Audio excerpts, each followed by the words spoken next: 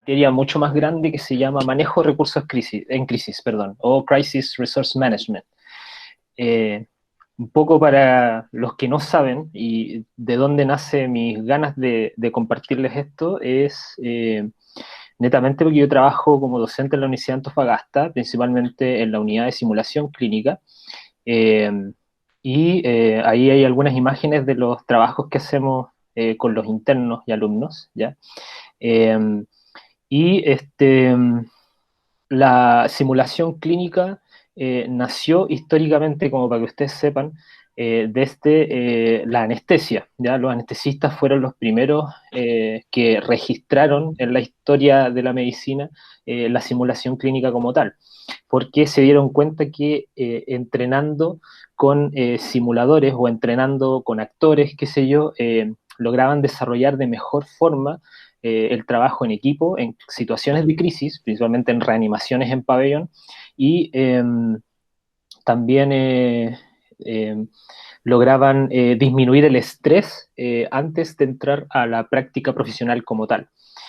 Y a su vez, los anestesistas sacaron estas ideas desde, primero desde una mirada como de tratar de desindividualizar la educación médica, porque históricamente a nosotros en la carrera de medicina nos enseñan y nos han enseñado distintas destrezas clínicas para la realización prolija de algunas tareas específicas, pero poco han puesto la atención en las habilidades conductuales que se requieren para trabajar en equipo.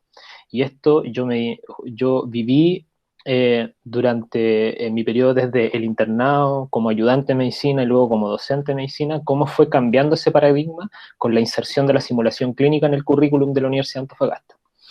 Veíamos cómo alumnos internos de medicina pasaban desde un ambiente en que no tenían idea cómo ni siquiera hablarle a los enfermeros hasta generar un trabajo interdisciplinar. ¿Ya? Y esto, algunos de los que estamos acá fueron partícipes de esto. Puedo nombrar libremente a Paola Varas, por ejemplo, Javier Alisperier, Mónica León. Si se me escapa alguno, perdónenme, pero que tuvieron la oportunidad de vivir esto en carne propia. Yo no tuve la oportunidad como alumno, pero sí como docente.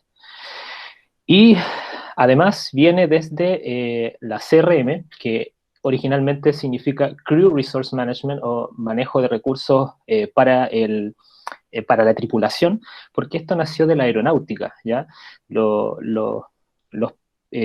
las distintas ramas aéreas a nivel mundial se fueron dando cuenta que estadísticamente más del 70% de los accidentes aéreos eran producidos netamente por fallas en comunicación y por errores humanos. Por ende, crearon este protocolo llamado CRM de manera de hacer una forma de checklist de qué ir haciendo en caso de emergencia, ¿ya? Y si es que no la han visto, yo los invito algún día a ver esta película, ¿ya? Que se llama Soli, que es un caso de la vida real y lo representaron en una película que es bastante, refleja bastante fidedigno esto de la CRM y de cómo se maneja una emergencia a nivel de tripulación, a nivel de un equipo. ¿Ya? Se ve que el copiloto saca un checklist, empiezan a revisar paso por paso lo que hay que hacer, se ve lo que pasa en la torre de control, se ve cómo las azafatas, bueno, ahora se llaman aeromosas o asistentes de vuelo, cómo las asistentes de vuelo se comunican con los pasajeros y todo el protocolo que tienen que hacer para mantener la calma en la cabina, eh, hasta que lamentablemente tiene un amarizaje forzoso este avión, ¿ya? Y lo bueno de esta historia es que todos salen ilesos. Eso no es un spoiler porque esto pasa en los primeros 30 minutos de la película. Y la película se centra en lo que vino después, el proceso administrativo, ¿ya? Los invito a verla si es que quieren, además de ver una muy buena película, de conocer cómo se operan estos equipos en caso de emergencia. Y el problema es que el error humano no solo produce un evento dentro de una cadena de atención o en este caso que estamos hablando de la aeronáutica, en caso de una emergencia aeronáutica o qué sé yo.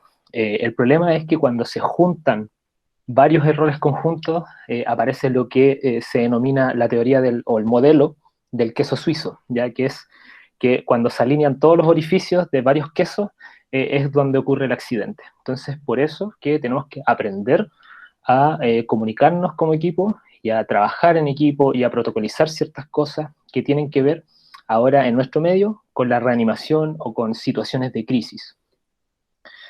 ¿Por qué entonces, en resumen, ocupar la CRM o por qué trabajar bajo el concepto del manejo de recursos en crisis? Porque permite hacer un trabajo de alta complejidad, bajo presión, permite desarrollar excelentes habilidades técnicas y médicas bajo una mirada de equipo, permite mantener una comunicación de excelencia en un equipo de reanimación, por ejemplo, y obviamente mejora resultados para los pacientes. Algunos principios claves, porque yo me voy a enfocar principalmente en la comunicación en crisis, pero algunos principios claves de la CRM. Primero, conocer el ambiente, es como algo súper obvio, saber dónde está mi equipo humano, dónde puedo encontrar mi equipo material. Eh, a veces este tema de conocer el ambiente pasa por un plano tanto físico como cultural, ¿ya? Tengo que también conocer a mi equipo en el sentido de que no todos entienden el liderazgo de la misma manera, no todos reciben el liderazgo de la misma manera, tampoco saben participar en un equipo humano de la misma manera. Por ende, también el conocer al equipo con el que estás trabajando es más o menos importante. La estructura tratar de mantener una estructura lógica de los equipos materiales que estás utilizando para que sea fácil encontrarlo, ojalá esté todo rotulado, con ayudas cognitivas, usar estos famosos torpedos, por eso el ACLS, por ejemplo, tiene estos algoritmos en cartoncitos chicos para que tú los puedas ocupar en tu práctica profesional, o tú mismo ocupar el que más te acomode, ya, pero es bueno tener torpedos a la mano en caso de estas situaciones de crisis, ¿ya? Y en la capacitación periódica. En el caso de la planificación, siempre es bueno anticipar, compartir y revisar lo que estás haciendo. Es decir, anticiparse a los posibles cambios de los pacientes o de la situación en crisis que estás viviendo en particular, compartir tus ideas y la información que tienes a la mano con el resto del equipo y ir revisando constantemente. ¿Ya? A ver, nos pasa muchas veces que estamos en una reanimación, por ejemplo, en una reanimación de un shock, por ejemplo, para no hablar tanto de paro, y hacemos todo lo que hay que hacer bajo los parámetros o protocolos clínicos que nosotros manejamos. ¿Ya? Le aportamos volumen, monitorizamos al paciente, nos aseguramos que su vía aérea esté permeable, qué sé yo. Pero el paciente inesperadamente hace un infarto agudo al miocardio secundario con supradesnivel ST y todo el show. ¿Ya? Eso es algo que no previmos y nos puede generar un disconfort o un choque o un bloqueo a nivel del liderazgo que estamos ejerciendo, ¿ya? Entonces siempre hay que tratar de anticiparse a lo que puede pasar.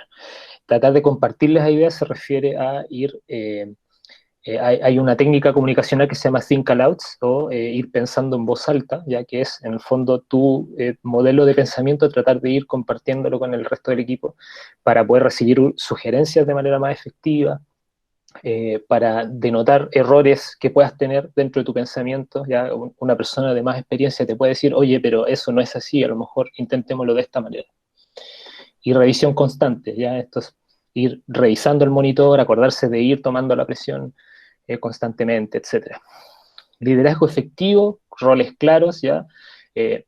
Yo en lo personal cuando trabajo con equipos de reanimación nuevos, entre comillas, porque los enfermeros a veces rotan en sus lugares, la primera vez que me junto con ellos trato eh, eh, de conocerlos un poco en el sentido de preguntarles quién es bueno para hacer compresiones, quién maneja bien los medicamentos, y que entre ellos mismos se vayan diciendo las cosas, no, oye, tú manejas bien el desfibrilador, tú manejas bien esto, entonces con eso puedo definir roles claros en el equipo. ¿Ya? Puedo al tiro decir, ya tú me vas a ayudar en vía aérea, tú me vas a ayudar con el monitor, etc.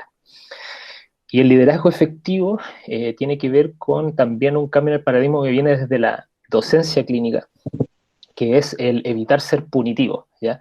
Hay muchos de nosotros, clásicamente hemos sido medios autoritarios en las indicaciones que damos, y muchos tienen esa actitud de se hace porque yo soy el médico y yo lo digo, ¿ya? Se ha visto que el error humano disminuye considerablemente cuando se hace partícipe al equipo de las decisiones, ¿ya? Y esto incluso uno puede entrar a los terrenos de manipulación del lenguaje y todo el tema, como para hacer creer que el equipo que está participando en tu decisión.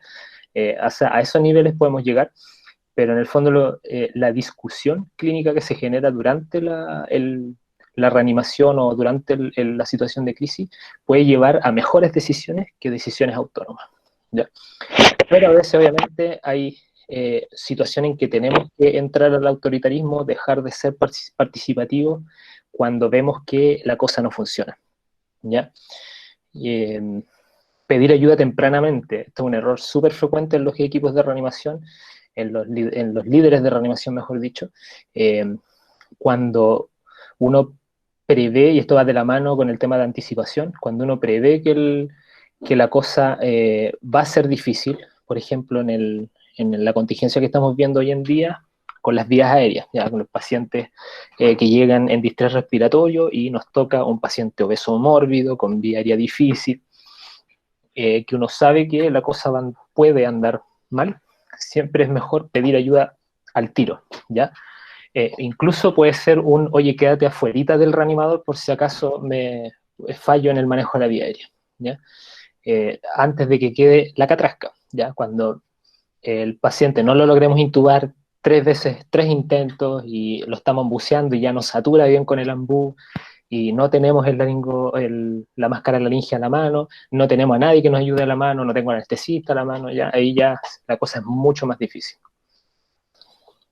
Localizar la tensión, evitar la fijación. Esto yo creo que a todos nos pasa, siempre nos quedamos pegados en un problema cuando tenemos que tratar de priorizar los problemas, ¿ya? Porque, ejemplo, estamos haciendo una reanimación cardiopulmonar y se nos desenchufó el monitor, no tenía batería y se apagó, ¿ya? Ese es un problema de muchos que tienes que solucionar, ¿ya? Tienes que preocuparte de las compresiones, tienes que preocuparte que estén manejando bien la vía aérea, tienes que preocuparte del algoritmo, de los medicamentos, de buscar las 5H, las 5T, y muchas veces nos vamos a quedar pegados, es que no tengo monitores, que no tengo monitores, que no tengo monitores, ¿ya? Priorizar los problemas, delegar también efectivamente, y esto tiene que ver también con lo siguiente, que es distribuir la carga de trabajo. Esto es un diagrama que en verdad vi muchos diagramas en internet, pero esto como que lo adapté a nuestra realidad, ¿ya? Pero en general, hoy se está abogando mucho por el tema del liderazgo en tándem, ¿ya? O liderazgo en pares, que quiere decir que tanto el equipo médico como el equipo enfermero tiene sus líderes, ¿ya? Y ambos trabajan en conjunto para manejar el equipo, ¿ya? Y esto permite una mejor distribución de trabajo, porque de repente el que más conoce al equipo de enfermería es el enfermero. Ya, por ejemplo, en nuestro medio, en el reanimador, el JT o el enfermero que está ahí en el reanimador conoce más a su equipo de reanimación que nosotros. Ya, entonces, de repente, nosotros podemos ir conversando con nuestro enfermero líder y el enfermero ir delegando las tareas a su propio equipo de enfermería.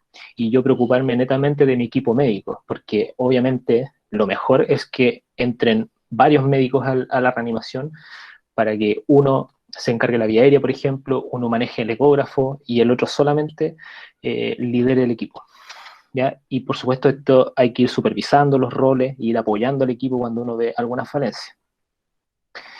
Y ahora con el tema de la comunicación, algunos tips que he encontrado bastante buenos para la comunicación en crisis.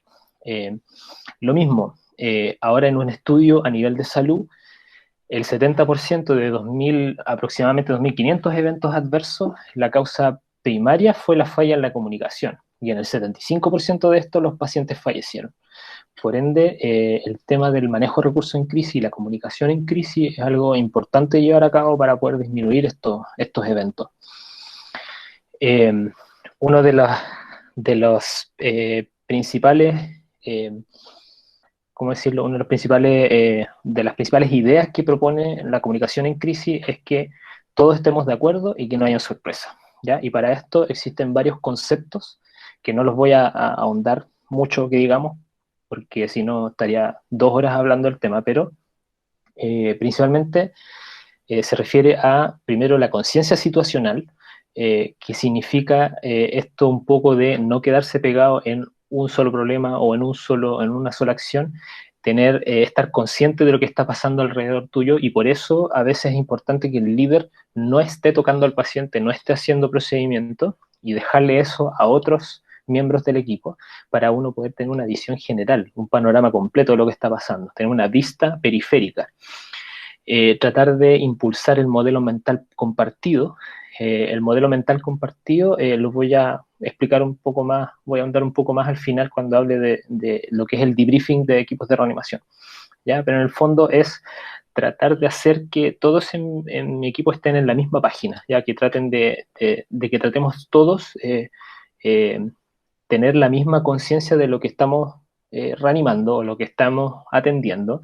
Y esto tiene que ver un poco con conversar previamente con el equipo, ya hacer un briefing eh, y ir aclarando dudas. Por ejemplo, una experiencia personal que tuve es que cuando empezó todo este show del COVID-19 en nuestra urgencia específicamente, uno de los primeros turnos yo agarré mi equipo de reanimación y les hice un repaso de el ACLS, porque era lo más protocolizado que teníamos a la mano. No es que yo sea full defensor de la CLS tampoco. Y les hablé de los cambios, les pregunté primero si ellos habían leído los cambios de la CLS con respecto al COVID, nadie los había leído, y les hice una pequeña, un pequeño update, ya una pequeña actualización de qué cosas hay que hacer y qué cosas hay que dejar de hacer según ACLS en una situación COVID, una reanimación COVID. ¿Ya? Entonces eso me permite un modelo mental compartido. Cuando entramos al reanimador ya todos sabían eso, ya todos sabían que la EPP es primero, que primero hay que discutir si de verdad merece reanimación el paciente porque puede tener alguna enfermedad terminal o qué sé yo, en que la vía aérea la vamos a dejar para después y que vamos a intubarlo lo más rápido posible. Ya todos sabían esos detalles de la reanimación. Favorecer un ambiente seguro, en el fondo, que todos sean capaces de dar su visión de lo que está pasando, de sugerir de buena manera, y también que sean capaces de que cuando uno les dice, no estoy de acuerdo, no lo hagamos así por X razón, sean capaces de cortar comunicación y no insistir, porque eso al final retrasa también la atención. Con Brian Muñoz nos pasó una situación así en una reanimación que después, si Brian quiere, la puede comentar. Eh, Coordinar las tareas, centralizar el flujo de información, que la información viaje del líder al equipo y del equipo al líder, y no entre integrantes sin que el líder escuche, ¿ya? Porque ahí se puede perder información importante. Y estabilizar emociones.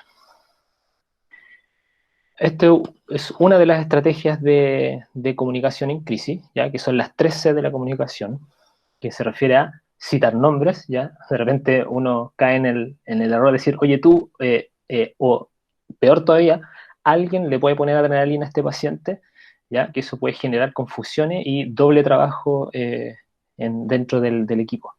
Citar nombres, ¿ya? Juanito Pérez hace tal cosa, fulanito hace tal cosa, ¿ya? Indicaciones claras, ¿ya? Caso de la vida real, pasó en el hospital antiguo. Por favor, pásele levo al paciente, un paciente con shock séptico. Levo, me imagino que se habrá referido a levofloxacino. El enfermero le pasa Levofer, le preguntó incluso al paciente, ¿le paso levo, cierto? Sí, pásale levo, y le pasó Levofer, que es noradrenalina, ¿ya? Y la paciente obviamente se choqueó más, o sea, se choqueó más, pero porque hizo una crisis hipertensiva y todo el tema. Y mantener un circuito cerrado de comunicación. El circuito cerrado lo voy a explicar como más adelante. Algunas estrategias como más complejas de comunicación en crisis. Estas son las que elegí, porque hay muchísimas. Estas son las que elegí que me parecen como más fáciles de aplicar en nuestro medio y que ustedes, simplemente leyéndolo, quizás lo pueden empezar a aplicar. Esto pasa desde el briefing, que es como una instrucción previa a la atención del paciente, o antes de la situación, porque esta situación puede ser, por ejemplo, un evento, perdón, un incidente de múltiples víctimas o un accidente de tránsito con múltiples víctimas. Los think alouds, que ya lo nombré un poquito, que es el pensamiento en voz alta. Circuitos cerrados de comunicación. El step back, el SBAR, que tiene que ver netamente con la entrega de pacientes o presentar un paciente cuando quiero llamar a un especialista, por ejemplo. Y esto yo creo que les va a servir harto cuando nos pase lo que estábamos hablando antes, los problemas que tenemos con la UCO, los problemas que tenemos con UCM. Y el debriefing, que es una reflexión o un diálogo que se hace después de la situación de crisis. El briefing, entonces, es lo que vemos en muchas películas, los que nos gustan las películas de acción, las películas bélicas, se ve harto en temas militares, que es la instrucción previa a la guerra o a la misión, qué sé yo. Y se aplica a la medicina, de nuevo, de la aeronáutica pasó a la simulación y de la simulación a la práctica a la medicina real, debido a que mejora el trabajo en equipo y propicia esto del modelo mental compartido, ¿ya? Que todos pensemos en la misma línea. ¿Ya? Esta es una de mis películas favoritas ever, ¿ya? Día de la Independencia, y ahí se ve una escena en donde están haciendo un briefing, aunque es una escena media cómica, pero eso es más o menos un briefing. Entonces en el briefing lo que se hace a grosso modo, porque también tiene muchas etapas, pero a grosso modo se plantea la situación. Esto netamente es cuando nosotros nos estamos preparando para una atención compleja. Por ejemplo, cuando el SAMU nos avisa que viene un paciente en paro, o cuando nos avisa que viene un paciente que está en falla respiratoria y no lo lograron intubar en el domicilio. O nos avisan que se dio vuelta un bus con 34 pasajeros y hay 15 catalogados como amarillo y 2 rojos. ¿Ya? Esto en el fondo es preparar y propiciar el ambiente para que recibamos a los pacientes de manera más efectiva. Establecer cuál es la misión del equipo, cuáles son los objetivos, definir tareas, roles a los distintos integrantes. Esto puede ser tanto para los que están dentro de la atención como los que van a estar apoyando desde afuera. Tener el equipamiento listo, ya ir revisando en el caso de los múltiples traumas que nos pueden llegar y revisando si tengo los tubos pleurales suficientes, si tengo los kits de catéteres centrales, si tengo los kits de toracotomía, de osteoclisis, etc. Y aclarar dudas, ¿ya? Lo que les hablaba yo le pregunté a mi equipo en una ocasión, ¿ustedes conocen cómo se reanima ahora COVID? No, ya, entonces repaso, ¿ya? Los think alouds, como les decía, pensamiento en voz alta. De repente suena como medio obvio, ¿ya? Pero no todos lo hacen y de verdad que ayuda cuando uno lo hace. De repente va desde recitar un algoritmo mental que tienes de atención, por ejemplo, ya, revisemos vía aérea, hagamos tal cosa, revisemos cómo ventila el paciente y diciéndolo en voz alta. El paciente se va a choquear, ten listo un suero fisiológico, por favor. Oye, ¿y si lo intubamos? ¿Qué les parece? Detengamos la reanimación, ya llevamos media hora reanimando, el paciente está en asistolía, ¿qué les parece? ¿Ya? Ir comentando esas cosas en voz alta. Permite una conversación, permite reasegurarte cuando tu problema principal en liderazgo es inseguridad, te permite reasegurarte con gente que tiene experiencia también, que quizás no es médico, pero tiene experiencia en estas situaciones. El circuito cerrado de comunicación es una técnica que se creó netamente para, o sea, no se creó en la clínica, sino que se aplicó en la clínica para reducir específicamente los errores de medicación y procedimentales, ¿ya? En el fondo, se trata de un ir y venir de indicaciones. El líder asigna una tarea a un integrante específico, acuérdense, citar nombres, ¿ya? El integrante acusa el recibo de esa información y repite la información de vuelta. Luego el líder confirma esa información para que no hayan errores de interpretación de la indicación. ¿Ya? Estas dos últimas que mencioné es lo que se llama el chequeo cruzado o cross-check, también se llama doble chequeo. Y finalmente el integrante informa cuando la tarea ya fue realizada. ¿Ya? Un ejemplo práctico de esto es Juanito pasa la adrenalina 1 miligramo endovenoso. Entonces Juanito responde, ok, le voy a pasar adrenalina 1 miligramo endovenoso. El líder confirma, sí, Juanito, por favor, pásale la adrenalina. Y cuando ya fue administrada la adrenalina, el integrante llama la atención al doctor Pepito, ya le pasé la adrenalina 1 miligramo endovenoso. ¿ya? Eso es un circuito cerrado de comunicación y ayuda a disminuir los errores de comunicación, como lo que les comenté del Levo, ¿ya? Indicaciones claras, completas y ir confirmando. El step back tiene que ver con dar un paso atrás cuando yo me veo perdido en lo que está pasando, ya no sé qué hacer, o necesito detenerme un rato como para aclarar alguna situación en la atención del paciente porque me bloqueé por una situación inesperada o llegó un paciente que en realidad no tengo idea qué es lo que tiene. El step back significa detenerse, mirar lo que está pasando, mirar el monitor, mirar al paciente, mirar a los integrantes, pedir sugerencias, obviamente, porque en el fondo lo que tú quieres hacer es ampliar el panorama, ¿ya? Como dicen los gringos, to see the bigger picture, ¿ya? Como el retrato más amplio, ¿ya? Que es lo que se representa en la fotito.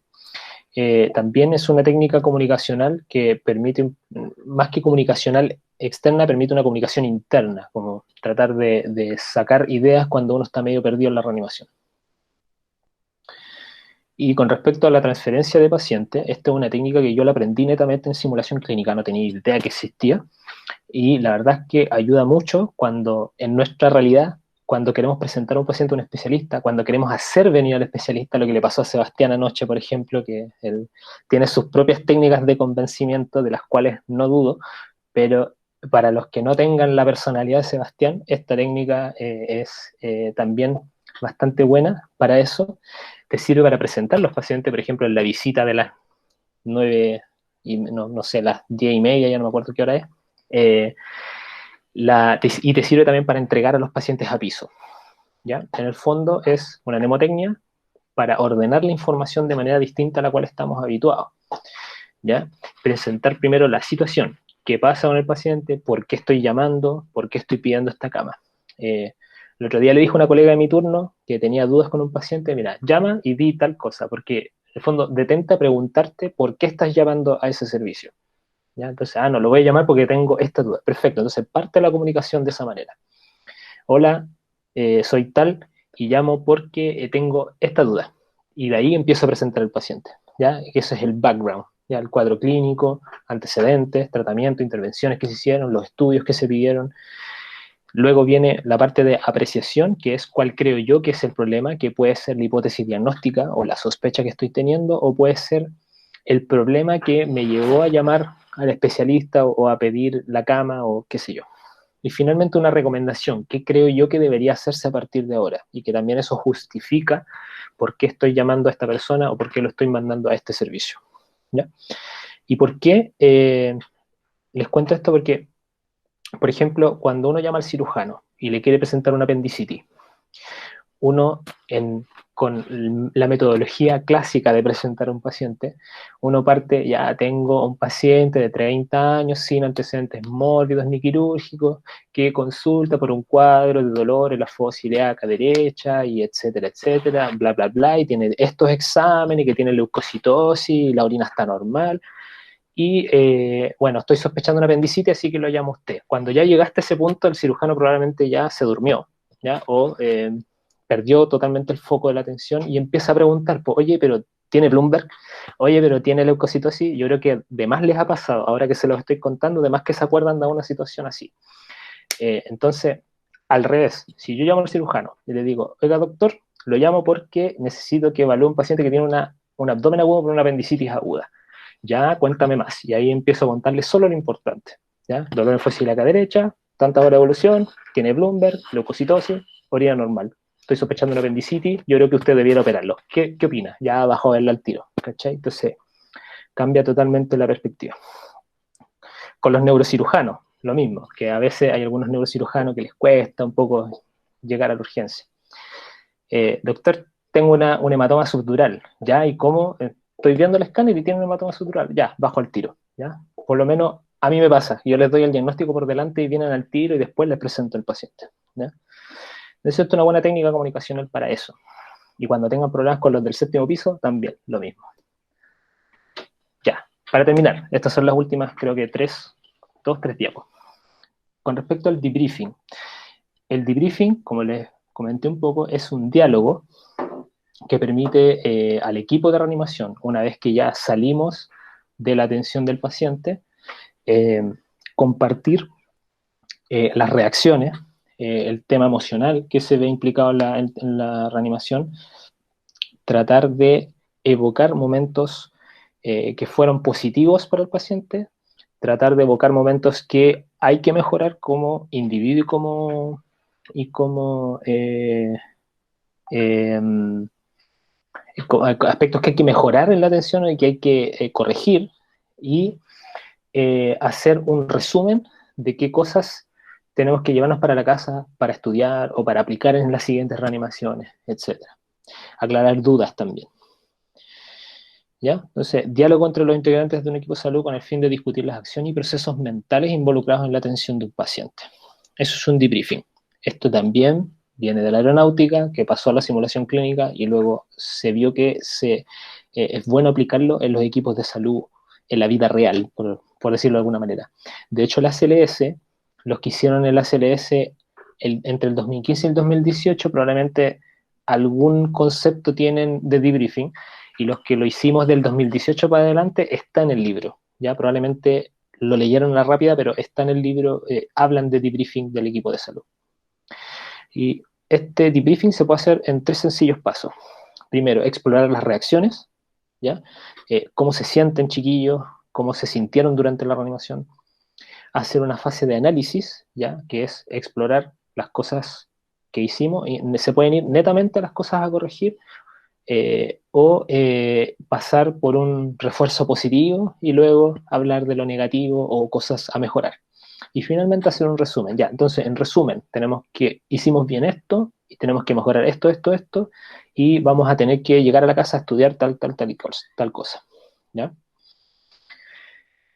Estas son algunas formas de abrir un debriefing, ¿ya? Como les expliqué, cómo se sintieron durante la reanimación, ¿ya? Y luego de escuchar, no, yo me sentí como el forro, sentí que hice mal las compresiones, no, yo me equivoqué en los medicamentos, yo encuentro que lo hice bien, qué sé yo, ir compartiendo esa idea y luego resumamos lo que acaba de pasar, ¿ya? Este era un paciente joven, le pasó tal cosa, se paró, lo reanimamos por tantos minutos, hizo una fibrilación ventricular, etcétera, etcétera. Resumir el caso, como para que todos estemos claros, si es que alguno se bloqueó en algún momento, tengan claro qué es lo que pasó durante la reanimación. En la fase de comprensión o análisis, uno puede ocupar varias técnicas. Esta es la más fácil, la plus delta, ¿ya? Que es mencionar los aspectos positivos, mencionar los aspectos a mejorar y luego reforzar lo positivo. También se denomina la técnica del sándwich, por lo mismo, porque es positivo, negativo, positivo. ¿Ya? Entonces, por ejemplo, oye, yo creo que lo hicieron súper bien, tú hiciste bien las compresiones, tú administraste los medicamentos de manera adecuada y en los momentos que se te dijo, tú me asististe bien en la vía aérea, tú llevaste bien el registro, perfecto. Pero, ¿sabéis que te equivocaste en la dosis de la adrenalina? Yo te dije 1 miligramo, le pasaste media ampolla nomás. Oye, la desfibrilación te dije con 120 joules y tú lo hiciste con 100 nomás, etcétera, ¿ya? Pero vuelvo a recalcar que se hizo bien esto y esto otro, ¿ya? Sándwich, ¿ya? Es como que en el fondo para que uno no quede con la idea de que lo hicimos todo mal.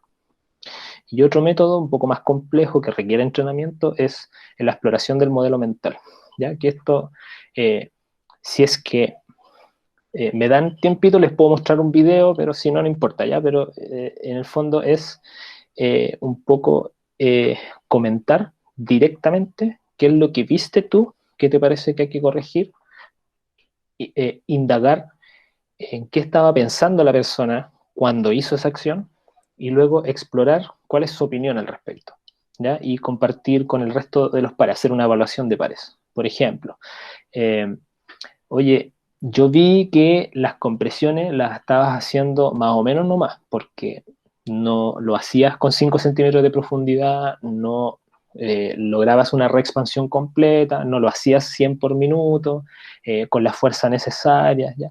¿Qué te pasó? ¿Tú sabes comprimir realmente? ¿O te pasó algo? ¿Estabas cansado? ¿Qué sé yo? No, es que en verdad yo estaba cansado. Si yo sé perfectamente que tengo que comprimir así, así, pero estaba muy cansado de todo el cuento, ¿ya? Entonces, chiquillos, ¿qué les parece lo que está comentando? No, sí, en verdad, yo creo que se cansó nomás porque este cabro reanima súper bien, ¿ya? Entonces, eso es otro modelo de cómo hacer un análisis en un debriefing, ¿ya? Que es explorar el modelo mental. Y finalmente, aplicación resumen, ¿qué nos llevamos para la casa? Ya, resumen, hicimos bien esto, tenemos que mejorar esto, ¿alguna duda? No sé, es que yo tengo dudas con tal cosa, pero yo vi que le pasaste gluconato calcio, pero no entiendo por qué, ya, mira, pasa esto, etcétera, etcétera. ¿Ya? Eso, me apuré un poquito al final como para no quitarles más tiempo, pero